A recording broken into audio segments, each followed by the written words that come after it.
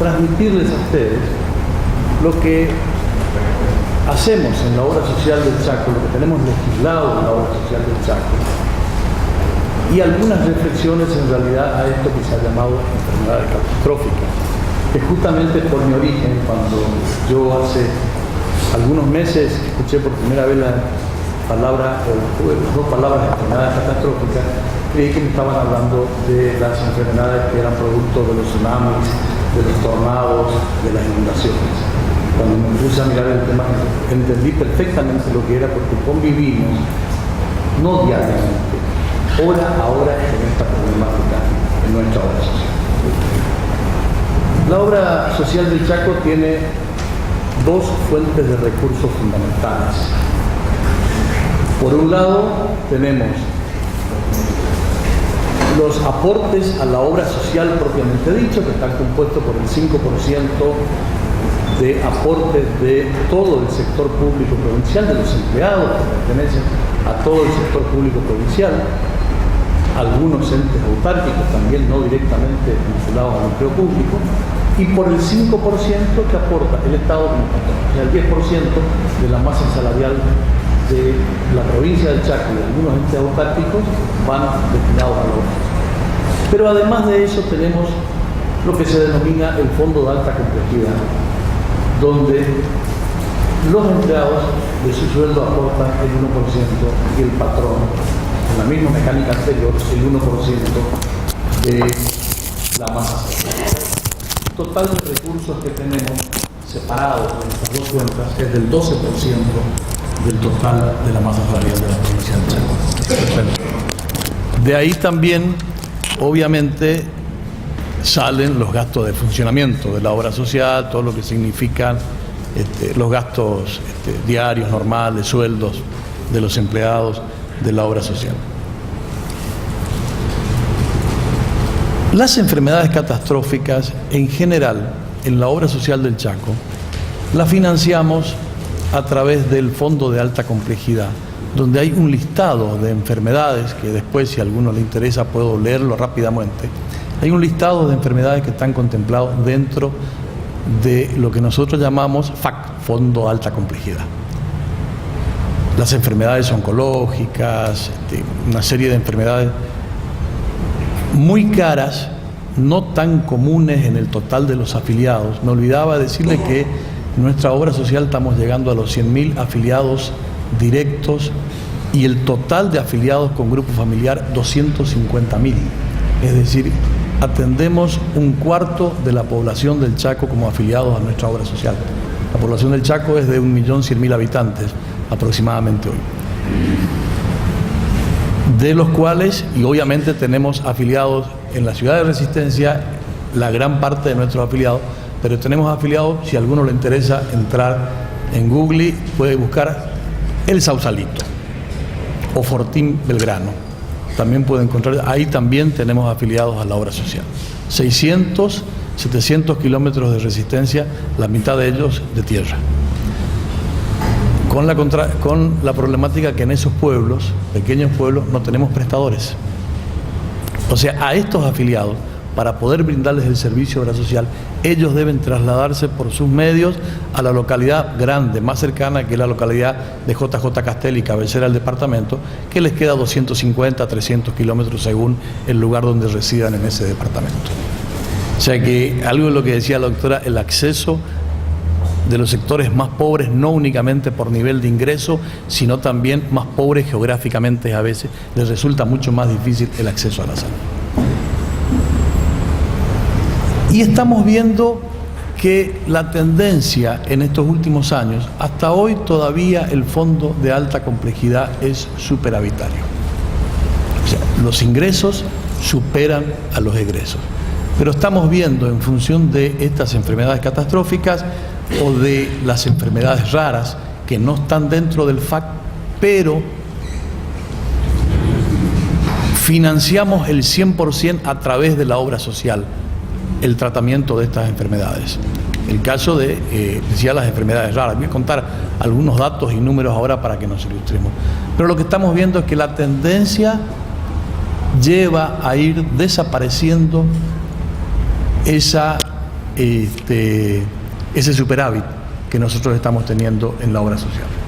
Porque efectivamente la aparición y la mayor utilización de los remedios biológicos, de los monoclonales, de otras enfermedades específicas como el HIV, con drogas especiales, con cobertura 100% por parte de la obra social, nos está llevando lentamente a que ese superávit vaya desapareciendo y efectivamente nos está planteando un problema de financiamiento hacia el futuro de la obra social. Para que ustedes tengan una idea, el INSEP, la obra social, tiene una farmacia propia, donde vendemos todo tipo de medicamentos, con una farmacia propia, central en Resistencia, con farmacias fundamentalmente en cabeceras de departamento de la provincia del Chaco y algunos pueblos importantes también del interior, o botiquines en pueblos más pequeños. En los botiquines fundamentalmente lo que se provee, o en las farmacias del interior de la provincia, son los remedios ambulatorios comunes, los remedios de la presión, los antibióticos, todos los remedios más comunes. Y cuando se trata de este tipo de drogas que necesita algún afiliado en la obra social, se los pide a la farmacia central. Si nosotros tomamos el gasto de nuestra farmacia únicamente,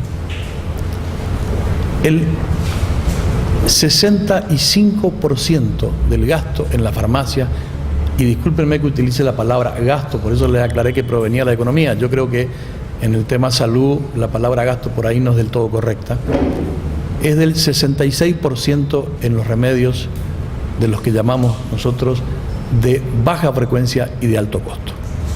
Únicamente el 44% son los remedios ambulatorios normales, comunes y silvestres.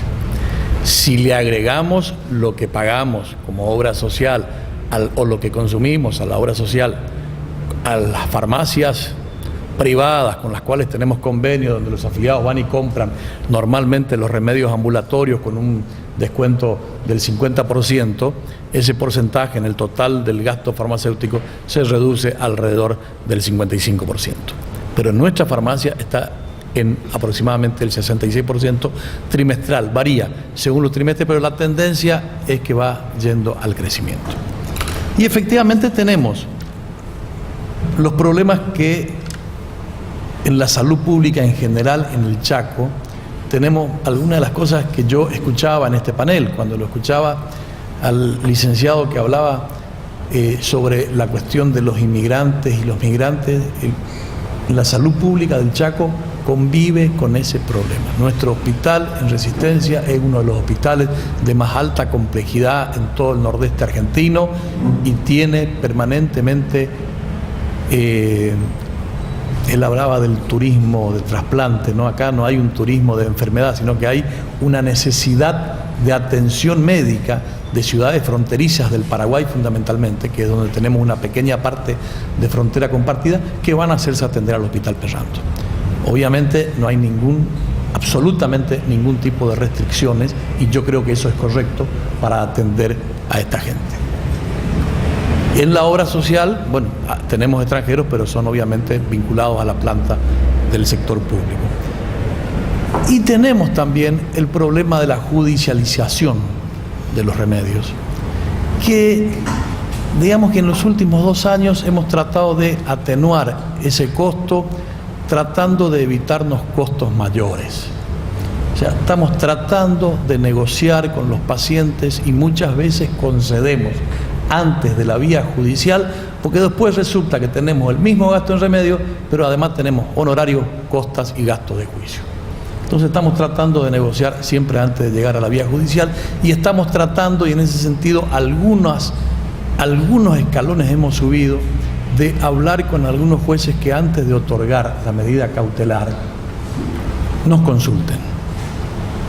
Porque el problema es que realizan el amparo con medida cautelar, supongo que todos saben de qué estamos hablando, y nosotros debemos cumplir con la orden, y dentro de 2 años, 1 año, termina el fallo del amparo, nos dan la razón, pero nosotros ya compramos el remedio, ya cumplimos con la tarea de asistir al paciente, haya correspondido o no haya correspondido. Tenemos los otros problemas, la ley de discapacidad.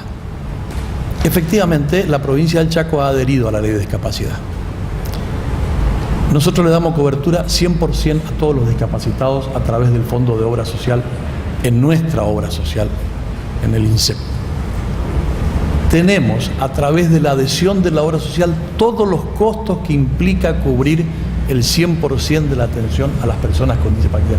Pero no tenemos, al contrario de las obras sociales sindicales, que están en la ley 23.000 y pico, vos me vas a saber... 23.660, 660. 23.670. Tienen la posibilidad de la redistribución de un fondo de las multas a los cheques y todo. Nosotros, como somos una obra social provincial, no tenemos esa posibilidad. Tenemos el costo, pero no tenemos el beneficio. A través de la adhesión lisa, ya no tiene nada que ver con las enfermedades catastróficas, pero situaciones parecidas tenemos con la ley de fertilización asistida, que ahí estamos discutiendo una adhesión con ciertos condicionantes, a pesar de que estamos asistiendo ese tema. Pero en general, lo que quería transmitir era esta experiencia y realizar algunas reflexiones alrededor de esta cuestión. Primero contarle algunas cuestiones. Además de las cifras que yo les he dado de los gastos en medicamentos, porque el fondo de alta complejidad no solo cubre el 100% de la medicación de la persona enferma, cubre el 100% de la totalidad del tratamiento.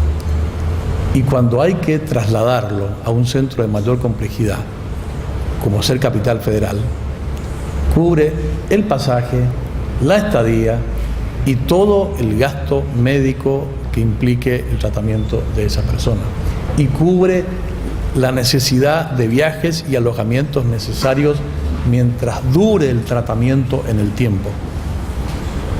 El 100% a cargo de la obra social, en la medida que esas enfermedades estén dentro de lo que nosotros llamamos alta complejidad. Entonces, el costo realmente en estas enfermedades catastróficas que soporta la obra social es muy grande y, vuelvo a insistir, va tendiendo a hacer desaparecer el superávit que tenemos en la obra social. Ahora estamos asistiendo a una familia que tiene una enfermedad de las denominadas raras que se llama síndrome de Morquio, para lo cual tenemos que importar, tiene 2 hijos con este síndrome, para lo cual tenemos que importar cada 2 meses una droga para uno, una droga para el otro, pero cada 2 meses significan $160.000, porque hay un solo lugar del mundo donde se produce esa droga y debemos importarla cada 2 meses $160.000. Yo, para que ustedes tengan una idea, el padre que es afiliado a la obra social es un padre cuyo aporte no supera con el aporte patronal y todo los 1.000 pesos mensuales. Entonces, la solución para este tema es buscar mecanismos que tengan como base esta cuestión, que nosotros no seríamos capaces de soportar todo esto si no fuera a través de este mecanismo. Y este mecanismo es un mecanismo solidario, donde todos, desde el de más bajo sueldo hasta el de más alto sueldo, activo o pasivo, aportan porcentajes iguales a la obra social y que permite esta redistribución. Esta creo que es una cuestión que, para cuando pensemos en alguna política de Estado, debe ser pensada esencialmente de esa manera. Porque, y aquí hablo de lo que quizás algo sé, que es la cuestión, se habla mucho de la cuestión de la economía solidaria. Hay un tema que cualquiera de ustedes, leyendo los diarios diariamente, está enterando de la regresión de la distribución del ingreso que se viene dando de manera cada vez mayor, no solo en el mundo, sino obviamente en el país como nuestro, que estamos dentro de este mundo. Cada vez hay menos que tienen más y más que tienen menos, a pesar de ciertas redistribuciones que en el caso de nuestro país se han logrado y se ha logrado de manera bastante interesante. Pero la concentración de la riqueza en un sector minoritario de la población en el mundo es un hecho, y la concentración de la pobreza en sectores cada vez más amplios también es un hecho. No es una cosa que está acá a la vuelta de la esquina, está en el conjunto del mundo. Entonces, cuando nosotros pensamos en esta cuestión, tiene que haber una cuestión de solidaridad que no podemos dejar de lado. Porque hay otras cuestiones. ¿Cuánto me queda? 2 minutos, rápidamente. Y esto quiero que lo tomen en los términos que planteé al principio. Tenemos pacientes que vienen y nos plantean: no me quieren dar este remedio. No, pero te estamos dando este otro que es exactamente lo mismo. No, pero el doctor me dijo que me den esta marca.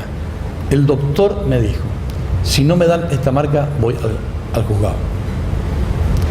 La diferencia a veces es del 50 y del 60%. Estoy hablando de remedios oncológicos o de remedios para las enfermedades.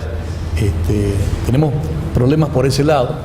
Y cuando estoy hablando de solidaridad y cuando estamos pensando en un seguro de salud, creo que hay que establecer mecanismos muy claritos, porque es cierto, yo entiendo el gasto en investigación, en desarrollo y en difusión que tienen los laboratorios para crear estas drogas biológicas monoclonales y que le dura 10 años hasta que se vence la patente.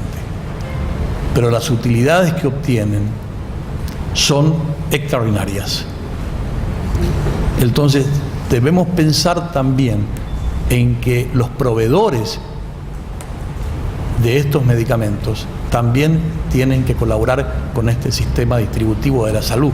Porque la última reflexión que quiero hacer es: de estas drogas que las obras sociales pagan 30.000, 40.000, 60.000 pesos, o como estas que yo daba el ejemplo recién, ¿cuántas de estas drogas venden a particulares y no al sistema de seguridad pública, al sistema de salud pública o al sistema de obras sociales, ya sea vía voluntaria o vía de los recursos judiciales?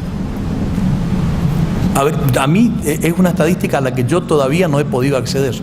Cuando veo algunos medicamentos que recetan a pacientes oncológicos que tenemos en nuestra obra social, yo estoy tratando de ver o de acceder a las estadísticas de venta de esos medicamentos a particulares. Casi les diría, intuitivamente por mi experiencia como economista, les diría que debe ser prácticamente inexistente. Toda la venta es a organismos estatales o paraestatales como son las obras sociales. Así que yo creo que me parece bien que pensemos y repensemos nuestro sistema de salud. Cuando la doctora mostraba el laberinto, no es lo único. En los años que nuestro gobernador era senador, había elaborado el laberinto de las leyes de coparticipación. Peor que eso era. Es peor. Ninguno de ustedes sería capaz de entender en 2 horas de estudio ese gráfico que se había elaborado de cómo se distribuyen los recursos en la Argentina de manera automática. No estoy hablando de los recursos discrecionales, estoy hablando de los recursos de manera automática. La ley del IVA tiene no menos de 8 subdistribuciones, para que ustedes tengan idea. Entonces creo que repensemos el sistema de salud, pero no puede pensarse en un sistema de salud desde los ingresos y desde el gasto si no lo hacemos en el marco de un sistema donde lo principal sea un criterio de solidaridad. Y la solidaridad no es la colaboración en la urna para que vaya un chico a ver las cédulas chinas, no es colaborar con un programa de televisión donando unos pesos. La solidaridad tiene que ser efectiva y yo no conozco otra forma de solidaridad para estas cosas que la ley, que obligue a determinados sectores que se benefician y mucho con el sistema de salud, que obliguen a pagar su cuota parte correspondiente. No sé si por ahí planteo algunas cosas un poco fuera de lo médico, pero me parece que era, para lo que fui convocado, me parece que estaba planteado el tema. Gracias.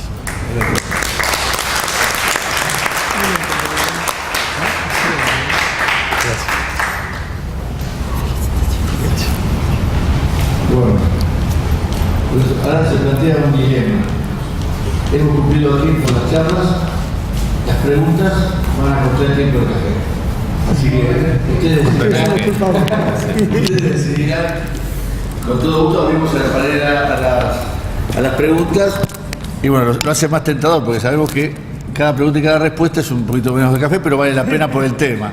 Así que me pareció interesante plantear este dilema. Así que bueno, Sebastián primero y después Esteban.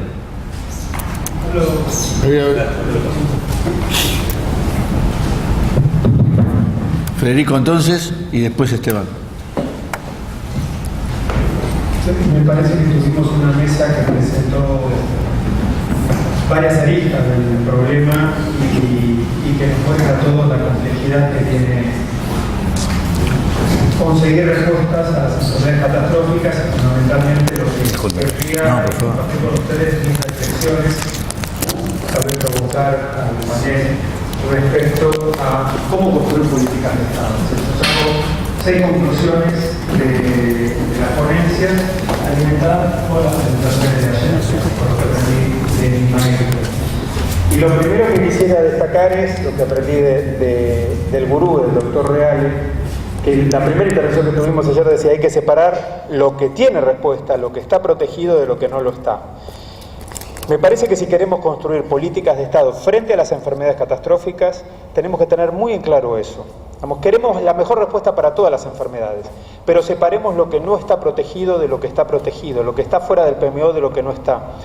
Porque, y acá es tal vez una provocación al doctor Benítez, usted no tuvo la oportunidad de ver una lámina que presentó ayer Esteban Lifchit, fue una proyección que hice yo para el Fondo de Solidaridad y Garantía de Colombia. Colombia es una reforma bastante antes que nosotros y determinó un programa médico obligatorio, ya se llama POS, y dijeron, con este fondo, que se parece mucho al fondo de alta complejidad de la provincia de Chaco, con este fondo vamos a cubrir todo lo que está afuera. Y creció tanto ese fondo que mi proyección era que en el 2020 no va a quedar nada para cubrir el resto, o sea, va a estar todo por afuera. Si no separamos, y aquí voy de nuevo a Armando Reales, si no separamos lo que ya está protegido de lo que no está protegido, el fondo de alta complejidad es una carta a los Reyes Magos. Entonces tenemos que tener mucho cuidado con eso. Lo segundo, creo que en esto hay un problema que creo que lo dijo, bueno, ya no me acuerdo si lo dijo Mario Lugones, si lo dijo Ricardo Lara ayer, pero no es lo mismo cobertura y acceso. Es verdad que hay cosas que teóricamente están protegidas, pero uno no accede. Creo que la doctora Hospital lo mostró muy bien, digamos. Ahí creo que la segunda separación que hay que hacer la dijo Ricardo Lara, digamos, gestión catastrófica de enfermedades catastróficas. Digamos, si lo que tenemos es mala gestión, tenemos que mejorar la gestión. Hay que señalarlo, no estoy diciendo que no nos olvidemos de eso, tenemos que señalarlo, para eso las asociaciones de pacientes hacen una tarea espectacular, creo que un observatorio de derechos también, y todos nosotros tenemos que colaborar en eso. Todas los problemas de gestión hay que seguirlos, hay que denunciarlos, hay que mostrar soluciones, pero no es lo mismo una enfermedad catastrófica que una gestión mal hecha, ¿no? La tercera separación viene de la mano de la presentación de Sebastián. Me parece que hay que separar cuidados episódicos de cuidados continuos. Yo entiendo la definición de la década del 40 de la OMS, de lo que es salud, que está centrado en un paciente que entra al hospital, sale y se fue sano. Y ya no existen esos pacientes, digamos, son los mínimos. O no sale.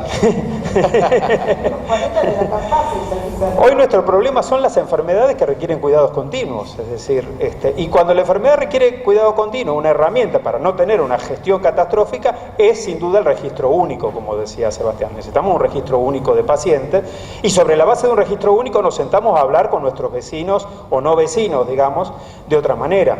Ahora, si todo nuestro modelo de cuidados está centrado en cuidados episódicos, y aquí otro maestro, digamos, el doctor Lifchit con su teoría de la medicina del radar, si seguimos con la medicina del radar, que de vez en cuando agarra al paciente, lo cuida y después lo suelta y lo pierde del radar, bueno, no nos funciona. Para estas enfermedades que son las más caras, las más complejas y las que más atormentan a los pacientes, además de empobrecerlos, tenemos que salir del modelo de cuidado del radar, es clarísimo eso. Entonces, la tercera es separar lo episódico de lo continuo. Lo cuarto, y aquí me meto tal vez con la doctora Eisenberg, me parece que, no es que discrepe, pero ella trabajó el tema de la definición del derecho y se preocupaba, tanto como el doctor Benítez, con el tema de los amparos. Si construimos derechos universales, el problema de los amparos desaparece. Es decir, está bien asesorar a los jueces, pero digamos las cosas por su nombre. Los jueces son los únicos que se hacen cargo. Mientras el Poder Ejecutivo y el Poder Legislativo no hacen nada, el juez hace justicia como puede, con todas las limitaciones que tiene, pero es el único que toma decisiones, porque ni el Ejecutivo ni el Legislativo hacen nada.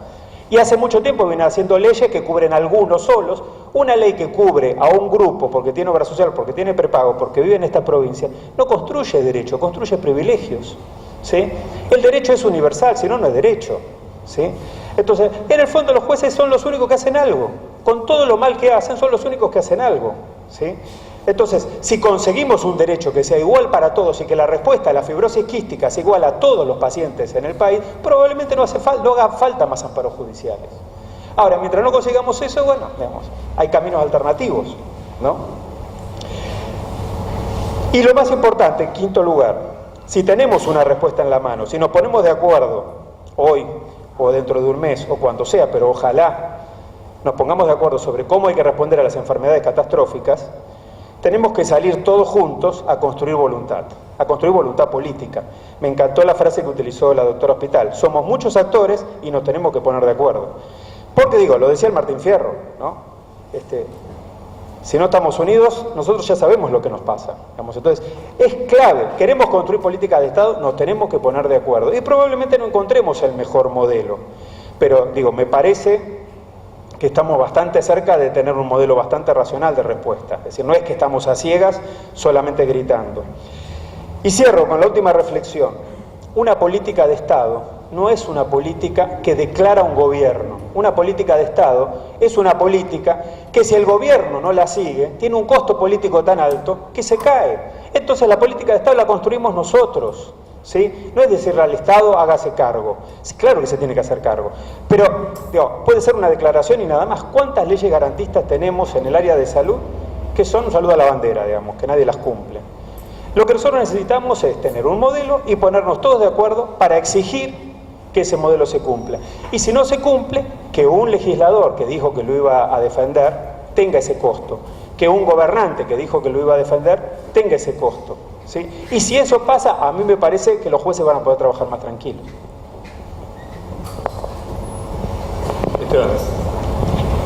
Yo quería hacer un comentario y una pregunta a Marisa. Te paso por arriba, Gaby. El primer comentario: creo que la judicialización es el fracaso del sistema de salud, digamos.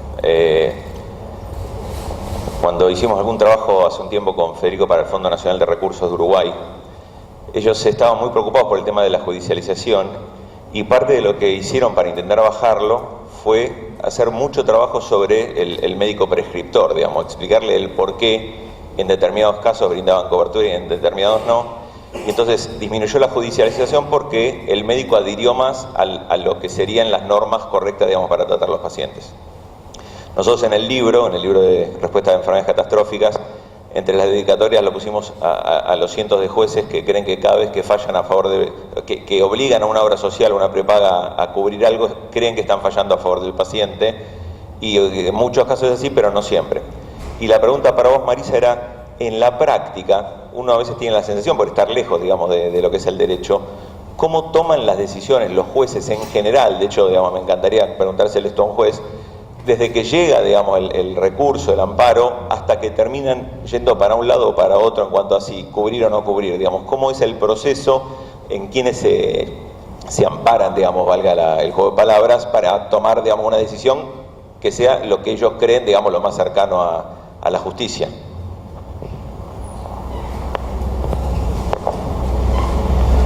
Bueno, primero voy a ampliar, en función de la estocada de recién, voy a ampliar mi concepto, porque en realidad esto es esta definición de Esteban del fracaso del sistema sanitario que termina en un estrado judicial. En realidad, esto lo veníamos trabajando hace mucho tiempo. Nosotros sostenemos que en realidad los jueces fueron quienes visibilizaron los derechos de estas personas que eran los más vulnerables de los sectores sociales, que no llegaban, que no accedían. Pero en relación a esta segunda cuestión que vos planteás, Esteban, hay que hacer un poco de historia, y nosotros tenemos que retrotraernos a aquella acordada dictada por la Corte Suprema de Justicia de la Nación, por la cual devuelve las funciones del cuerpo médico forense a sus funciones originales, que era la asistencia de la justicia penal. Con lo cual, la justicia civil quedó muy desprotegida, que es en donde circulan, y en el fuero federal, en el caso de las obras sociales nacionales, que es donde circulan todas estas acciones de amparo, todos estos remedios procesales transitan. Entonces, en realidad, voy a cometer una infidencia tal vez de lo que los jueces nos cuentan a nosotros, es la soledad en la que tienen que tomar alguna medida. Muchos de ellos llaman a sus propios médicos personales, tal vez alguno de los que está aquí presente ha recibido un llamado para que les consulten, para ser consultados acerca de ¿conoces esta droga? Por eso nosotros decíamos, hay que tender, a mí me gustaría, estamos trabajando, ahora se creó una Secretaría de Ambiente en la Corte, nosotros pensamos posible la creación de una Secretaría de Salud referida a estas cuestiones, pero en el mientras tanto, un consejo de expertos que pueda prestar colaboración. En Brasil nosotros hemos visitado distintos modelos que en este momento se están utilizando de asistencia a la justicia brasilera, en Minas Gerais a cargo del propio Poder Judicial, en otros estados a cargo de los ministerios de salud. Existen experiencias de respuestas online en 24 horas con la historia clínica, se evalúa el paciente y el juez tiene herramientas para hacer justicia en el caso concreto. Pero en realidad esto debe ser frente a el incumplimiento de la norma o al incumplimiento, a la negativa del derecho. La justicia no tiene que resolver estas cosas. Esto tiene que resolverlo el sistema. Carlos, no sé si hay una persona más. Ah, perfecto. Entonces, vos siempre está... Sí, coincido con lo que decía Federico respecto de que acá hay dos sectores que son grandes ausentes del sistema, que son el Poder Ejecutivo y el Poder Legislativo, que es en realidad el que tiene que dar el marco en el cual el sistema se tiene que desenvolver. En realidad el juez va a tratar de resolver algo, o en algunos casos el mismo profesional, a tratar de resolver algo que no está clarificado y definido a nivel de esas estructuras de poder, y que tiene que ver con una discusión a la cual se le esquiva, que es el tema de las prioridades.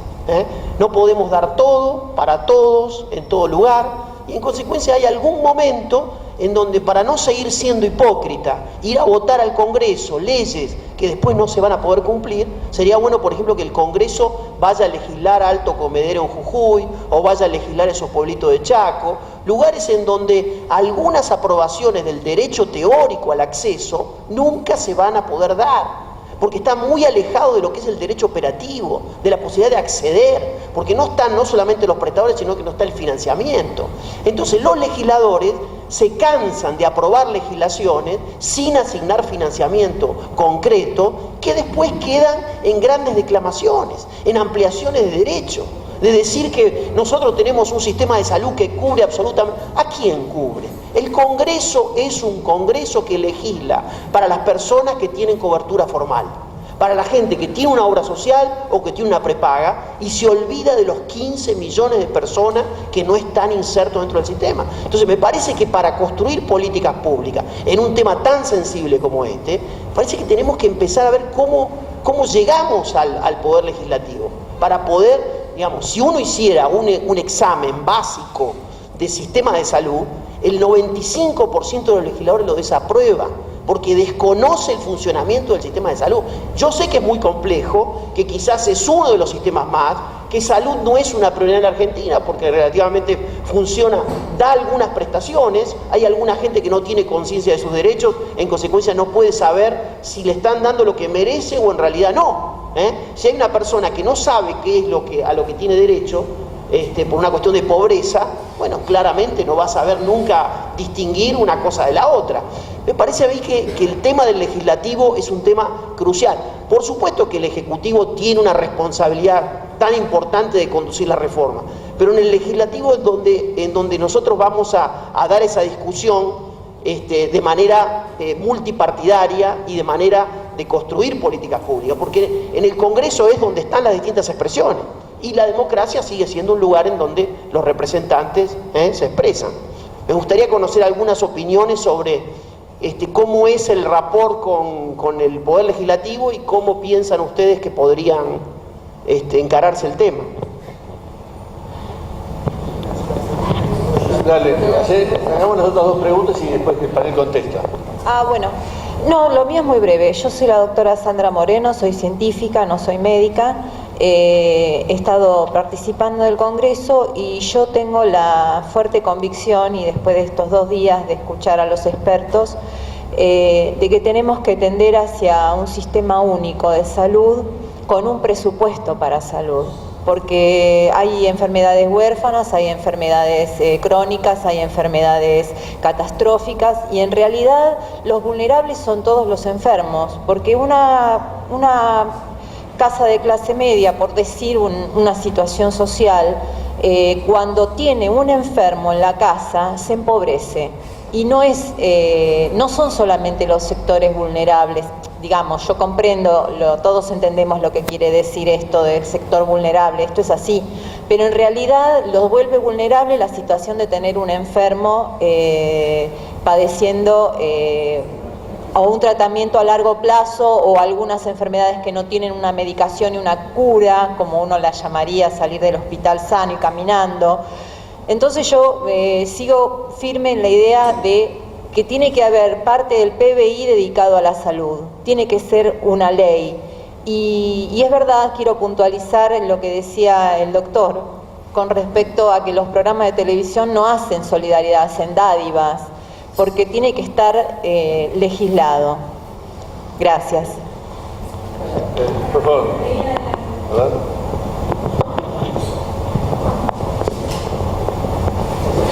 Ahí llega. Hola, ¿qué tal? Bueno, yo trabajo en una fundación de enfermedades poco frecuentes que acompaña a familias y asociaciones de enfermedades poco frecuentes. ¿Más fuerte? ¿Ahí mejor?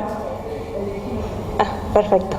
Uno de los temas por los cuales vienen las familias a la fundación es porque tienen una única campana con respecto a lo que les pasa, ya que los profesionales no tienen la suficiente formación en el interior sobre todo, y no tienen un lugar de referencia a donde acudir. Entonces, por ahí si hay un médico que conoce mucopolisacaridosis, tiene una única campana que muchas veces es por parte de la formación que da la industria. Entonces no tiene otro lugar a donde recurrir, a un médico de referencia, a un centro de referencia, a quien pedir una segunda opinión. Entonces las familias vienen con la desesperación de que ese tratamiento que le dan es el indicado para lo que le pasa a sus hijos.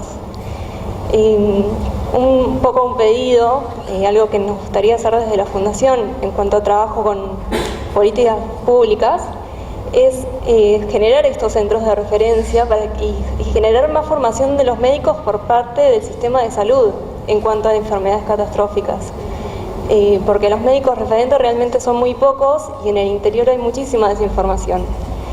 Y normalmente la información que tienen es buscando en internet y los tratamientos que se encuentran en internet o cosas por el estilo. Entonces creo que bueno, un poco escuchando lo que decía ayer Gabriela con respecto al uso racional, que me quedó pensando mucho respecto a eso, generar conciencia en el campo profesional acerca de los tratamientos y tener mayor conciencia de cuál es el tratamiento adecuado, pero conociendo el abanico de posibilidades. Ese era un poco. Bueno, todas las preguntas. Un comentario le vamos a hacer que nosotros trabajamos con Esteban hace unos años en el tema de enfermedades raras, y una de las propuestas principales que surgió fue la creación de una oficina de enfermedades raras dentro del ministerio, justamente por este tema de la casuística, de poder lograr la casuística para poder tener información sobre esas enfermedades, porque hay muy pocos casos.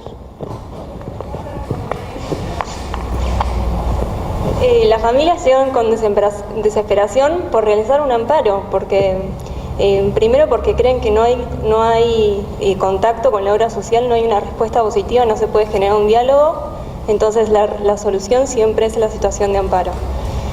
tratamos de calmarlas muchas veces y tratar de generar contacto con la obra social para ver realmente qué es lo que pasa. Muchas veces las obras sociales se toman su tiempo en dar una resolución porque están investigando si realmente, o sea, los médicos, asesores, están investigando si realmente ese es el tratamiento adecuado.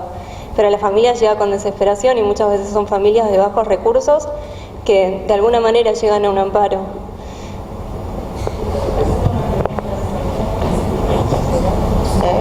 No vamos a quedarnos sin café. Última pregunta y después ya contesta el panel y cerramos. Listo.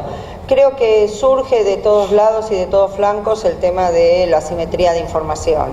Asimetría de información de los jueces frente a los pacientes, de los pacientes frente al médico, del médico con los laboratorios, de los laboratorios con los pacientes.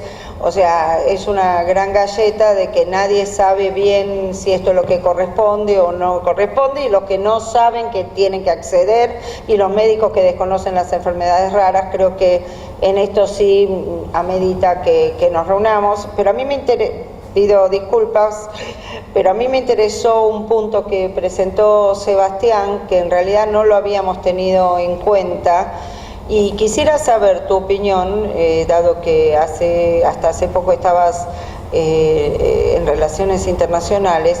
¿Qué viabilidad hay hoy, o medianamente con el marco que tenemos, de generar recomendaciones comunes en la región? O sea, esto mismo que se había hecho en VIH, de tratar de establecer normativas de tratamiento, normativas terapéuticas comunes, porque si uno tiene normativas comunes, hasta puede pensarse en algunos escenarios de compras comunes, esas historietas que habíamos hecho en el 2003 y 2007. ¿Qué viabilidad hay hoy de trabajar en esa línea? Porque el fantasma de que todos van a venir a hacer el tratamiento a Argentina va a existir. Sería inocente creer que en el momento de presentar la propuesta no va a ser lo primero que salte. Entonces, ¿cómo pensás eso? Empezamos por este y después terminamos la pregunta. Bueno, a ver, cuando yo hice mi presentación, uno después piensa y dice, lo hubiera hecho de otra manera. La hipótesis que yo anoche con mi insomnio pensaba es el nivel subregional del UNASUR, del Mercosur, podría ser un nivel adecuado para abordar desafíos de salud como el de las enfermedades catastróficas. Esa sería la hipótesis. ¿En qué sentido? En el sentido que vos decís, ¿viste? Creo que se podrían, así como hoy en día estamos definiendo normas que tienen que cumplir o requisitos los medicamentos, nosotros podríamos constituir comités científicos que determinen, protocolo de atención frente a determinadas enfermedades. Esto nos podría permitir defendernos frente a la judicialización diciendo hay una norma Mercosur. No. Entonces, esto yo creo que es un camino y que hay países que lo piden. Por ejemplo, Paraguay, cuando nosotros planteamos, ¿te acuerdas con el tema de VIH-Sida? Lo levantaron mucho. Ahora, si bien en Mercosur han aparecido algunos de estos temas, sobre todo de VIH, el tema de enfermedades catastróficas no ha aparecido en la agenda, ¿no? Entonces, una de las segundas hipótesis es que una política nacional de enfermedades catastróficas tendría que ser acompañada con una política subregional, ¿no? Y que existen experiencias interesantes como el Fondo Nacional de Recursos, ¿no? Existen experiencias interesantes como a lo mejor de compra centralizada, como la Central Única de Abastecimiento de Chile, si bien solo sobre la dimensión de compra y no sobre prescripción racional o uso racional o guías de prácticas clínicas. A lo mejor el auge sí avanzó en todo el tema de protocolizar los cuidados, ¿no? También hago otra digresión, que Chile no está en el Mercosur, es un país asociado, pero yo creo que hay un potencial para desarrollar esto, y creo que la mirada muchas veces de los modelos de integración ha estado más en el mercado común y no tanto en los pacientes, ¿no? Esta era un poco la idea. También, o sea, básicamente la idea era constituir bienes públicos regionales, o sea, que estas guías sean guías que sean regionales para todos, y lo que señalaba es que en evaluación de tecnología ya se ha dado un paso, ¿no? Ahora, queda muchísimo camino por avanzar y yo creo que esto es un tema importante y que uno tendría que plantear cuando avanza una política nacional de... Y la otra comentario que hacía yo, que me parece que tenemos que reflexionar a la luz de lo que planteaba Marisa, ¿viste? De garantizar el derecho a la salud, es si es posible nosotros garantizar el derecho a la salud tan universalmente, indefinidamente en todas las prestaciones como hacemos actualmente, porque Marisa planteaba que no lo logramos garantizar para los propios nacionales. Sería una utopía, o sea, no estoy diciendo que sea racista y que no le den más a los queridos hermanos latinoamericanos, pero es necesario reflexionar si esto es posible, ¿no? Yo cuando estaba en el Ministerio de Salud, buena parte de mi día era atender los casos que me planteaba países vecinos de enfermedades catastróficas o ocasionales, como decía Federico. Ahora, una de las cosas que siempre reflexionaba es los que llegan al Ministerio de Salud son los que tienen cierta influencia, quedan en el medio un montón de hermanos latinoamericanos que no le pueden dar ninguna respuesta, ¿no? En el caso de VIH teníamos la decisión de darle los tratamientos y sobre todo las embarazadas que cruzaban la frontera a tener familia argentina. Sí, a ver... porque era una decisión de salud pública. Gabriela, yo me he ido con antirretrovirales a Paraguay en la valija para darle... Si no le dábamos la medicación, iba a tener un bebé VIH positivo y entonces estamos complicando el caso. Ahora, lo que vos decís, yo creo que también habría que pensar en crear fondos regionales para garantizar el acceso a estas enfermedades, porque si no es una utopía.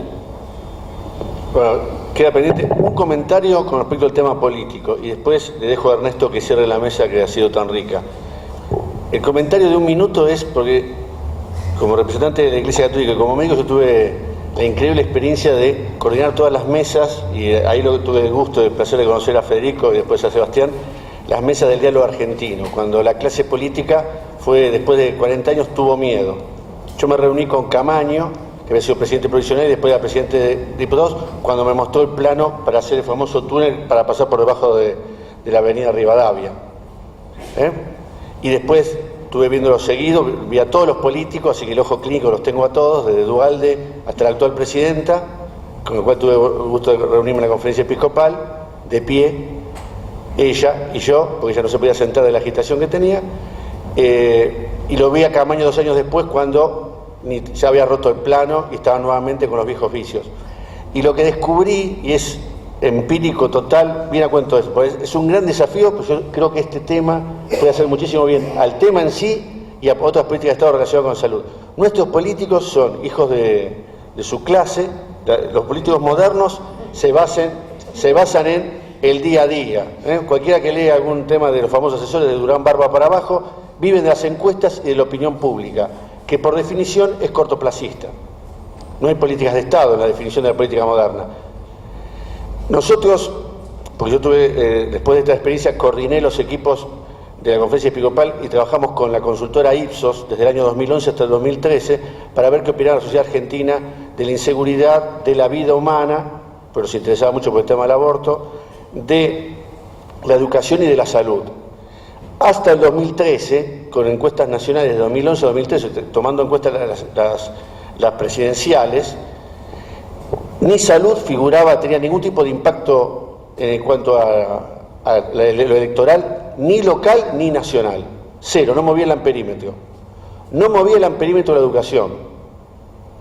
Carlos de Urapista, porque hacíamos focus group, el argentino medio y aún el que está fuera del sistema no tiene muy claro cuáles son sus derechos, así que acepta lo que le dan, que es muy poco. La clase media piensa que él va a zafar. El 70% piensa que la salud argentina está mal en las encuestas, pero el 70% de los argentinos piensa que su salud está cubierta. Bien. En educación es lo mismo. 75% que la educación argentina es pésima, pero el 78% de los argentinos piensa que educa bien a sus hijos. Y lo increíble era que la inseguridad en el 2011, 2012 no movía el amperímetro. Recién en el 2013, cuando el argentino medio empezó a ver que se escapaba de las manos y que ella no estaba seguro. Recién en las presidenciales de 2013, y después fíjense la campaña de Massa, etcétera,